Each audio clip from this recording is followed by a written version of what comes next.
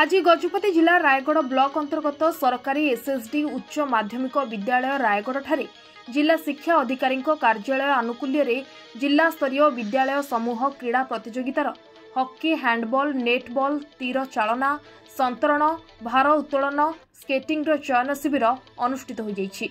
ଏହି ଚୟନ ପ୍ରକ୍ରିୟାରେ ଜିଲ୍ଲାର ବିଭିନ୍ନ ବିଦ୍ୟାଳୟରୁ ମୋଟ 162 ଜଣ ବାଳକ ଓ ବାଳିକା ଭାଗ ନେଇଥିଲେ। ଏଥିରୁ 14 ଓ 17 ବର୍ଷରୁ କମ୍ ଉଭୟ ବାଳକ ଓ ବାଳିକା ଦଳ ରାଜ୍ୟ ସ୍ତରରେ ଆୟୋଜନ ହେବାକୁ ଥିବା କ୍ରୀଡ଼ା ପ୍ରତିଯୋଗିତାରେ ଅଂଶଗ୍ରହଣ କରିବେ।